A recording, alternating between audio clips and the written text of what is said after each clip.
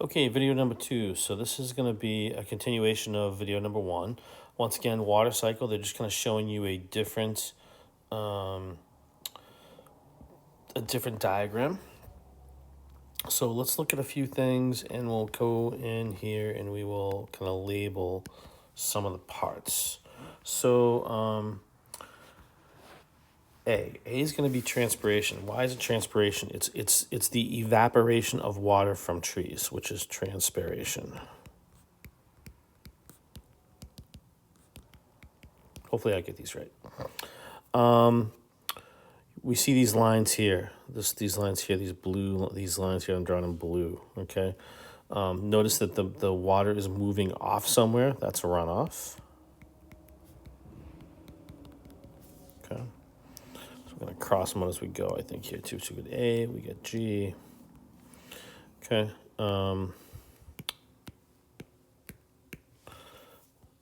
We have J, which is this is going to be evaporation.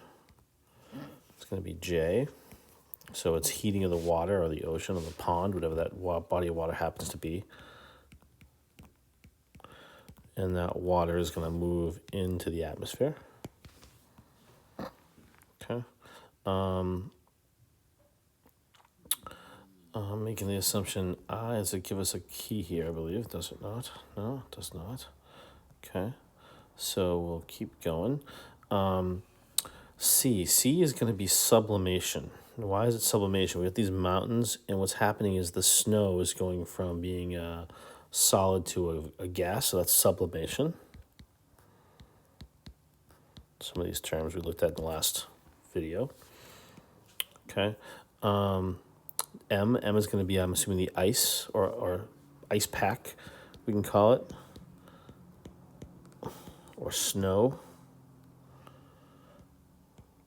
You can go as far as calling it a glacier, maybe. F is going to be precipitation. It's rain. We're moving along here. Let's see, we're missing H. We're missing I. There's ocean. Okay, they gave us that one. So L is going to be infiltration. So what's going to happen here is water is going to absorb into the ground, or it's going to infiltrate the ground. All right, K is going to be groundwater. Once again, this isn't a great diagram, but it's just one that they're giving you as an example. Why am I missing? Oh, there's D and E. All right, so D is going to be either we can call it clouds or condensation. Okay. We have E. E, I'm going to assume, is kind of just like water vapor or water in the atmosphere. Once again, I'm hoping I'm getting these ones right. Then we have B and H. So B looks like it's going to be some type of a lake or a pond, maybe. Okay, once again, it's water that's on the ground. And then, once again, I have no idea what H is. I'm making the assumption H is something to do with the land, but I'm not really quite sure. So we're going to, nope, it's pointing right there. Look at that. So that's going to be a river. Okay, great. So the next part here, they're looking for you to kind of, once again, describe. So they're looking for places. So I'm going to go through and I'm going to highlight all the places. So the places we have are rivers. We have oceans. Once again, these are places. The atmosphere would be a place. Groundwater would be a place. And I'm going to assume glaciers will be a place. So those are our 5 places. So one will be a river. We'll do glacier. And then no particular order here. I'm just kind of writing them as I see them. We get groundwater, oceans, and we have atmosphere.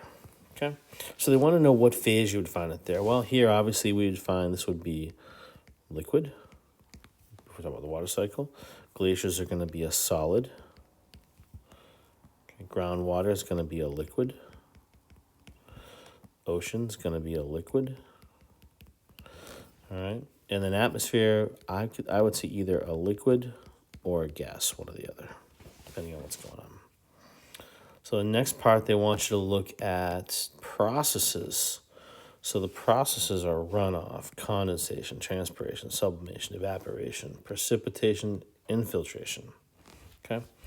Let's see. The other thing they want to know is water is stored in 5 places on Earth. Name each the place. Note the phase the water is in, liquid, solid, or gas, which we've done that. So let's list these guys here. So the first one I'll do runoff. Here's one. I'll kind of cross it off my list. I got condensation, transpiration. We'll get those guys. And transpiration. Okay, get those. Sublimation, evaporation.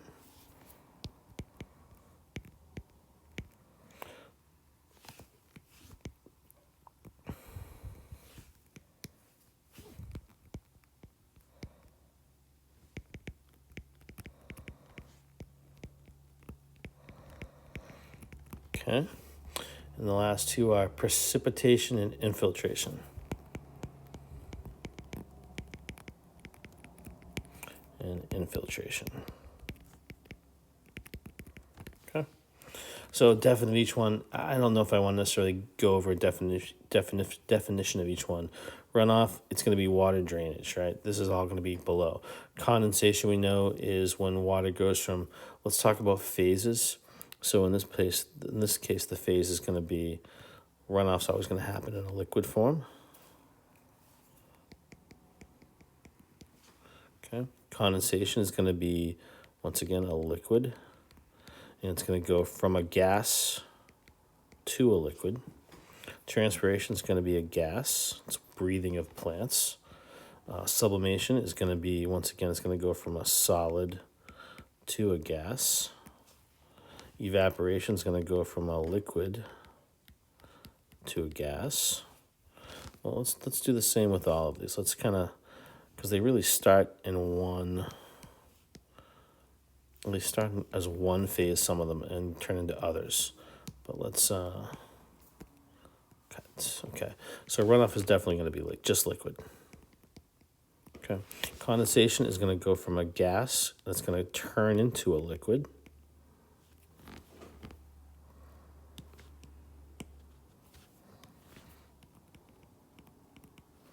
Transpiration is going to go from a liquid in the plant to a gas. Precipitation, it's going to go from a gas in the atmosphere to a liquid. It's going to rain on us. And infiltration, it's just going to be a liquid. Okay. Places they happen, obviously, this is going to happen. Runoff happens on land. Condensation is going to happen in the atmosphere. So I'm just going to write ATM for atmosphere. Transpiration happens in the atmosphere.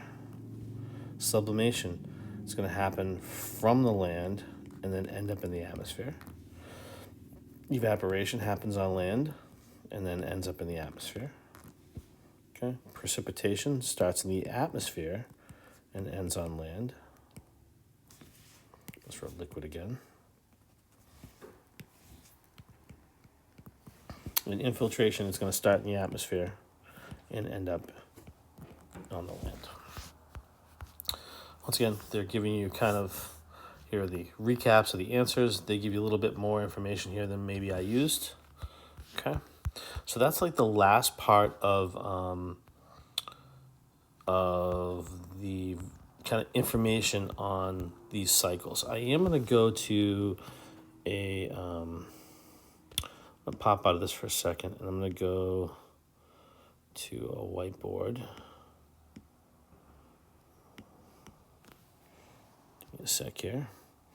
So I'm just going to go make a new doc here. So a couple of these other cycles that didn't really show up. So obviously we if we're talking about these cycles where things are that are going to move around the atmosphere. Obviously, one of the ones we just talked about was water. I had mentioned earlier that there's also something called the carbon cycle. Okay. And there's also something called the nitrogen cycle. This we've beat up, so I don't need to really talk about that. The carbon cycle, there's kind of two parts of it. So if I kind of come down here and I take this down here and I talk about the carbon cycle a little bit, there's really two parts, and it's really pretty straightforward. You have really two groups of organisms involved in it. One group of organisms you have involved in it are plants, and another group you have are animals. Okay, and if we think about how carbon's going to move through the environment, and the way the carbon moves through the environment, it's recycled through the environment, and it's recycled sometimes as carbon dioxide and as food. Okay, so if we think about what animals do currently right now, I am breathing out carbon dioxide. That carbon dioxide ends up in a plant. The plants then take the carbon dioxide and they produce food, right? Maybe the food's in the form of, I don't know, sugars. Maybe it's proteins. Maybe it's fats. We eat those foods as humans or animals, and we produce CO2. Another thing we can talk about in here as well, we can add a couple things to this. We can say that plants, in addition to producing food, plants also produce oxygen. Okay, which is once again something that we need in order to help produce CO2 as well. Okay, so there's this, but what's really moving through the atmosphere though, or what's really moving in this particular cycle, is carbon is bouncing from plants to animals, plants to animals. Another thing that can happen in the carbon cycle is death. All right, if we talk about the death of plants or the death of animals, okay, we're no longer producing or using CO2. What happens is this carbon in our bodies. That carbon ends up in the soil.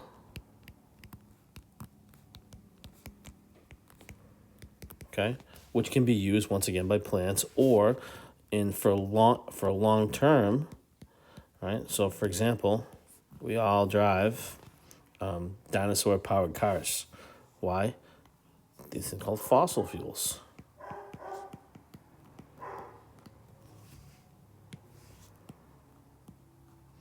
Spell the word fuel. We use fossil fuels. Okay, fossil fuels used to be carbon. Okay, if you ever looked at like the tailpipe on your car, it's kind of gross and black. It's because this carbon that's in that fuel that we burn. All right, we call it carbon. We call it octane. And when you go to the pump, like there's numbers on the pump like 87, 89, 91. Those numbers determine how much octane in there, which is a direct relationship to the amount of carbon. More carbon, more energy. So as organisms, and this takes millions of years, right? This is a millions of year kind of thing, right? When organisms die, their bodies decay, which ends up in the soil, and over a long term, we get fossil fuels, all right? If we think about, once again, having dinosaur-powered cars, it was 56 million years ago that the dinosaurs died. Why? There was if we kind of go back to our conversation of science last time, there was an asteroid that hit the planet that killed all the dinosaurs. So after they died, 56 million years later, like today, we have fossil fuels left from the things that died during that last extinction. Okay, not to mention even earlier than that, there are fossil fuels that even came from before that. If we go back 500 million years ago, all right, and we look, we still have fossil fuels we're still using today. All right, where did this come from? These were old oceans that dried up, and the organisms that were left behind, so the dead organisms that were left behind, turned into our fossil fuels that we use today. Now, unfortunately, we don't have the time to wait another 56 million years in order to find more fossil fuels. So we're going to have to, this at some point is going to have to end. And we're going to have to go to some type of green technology.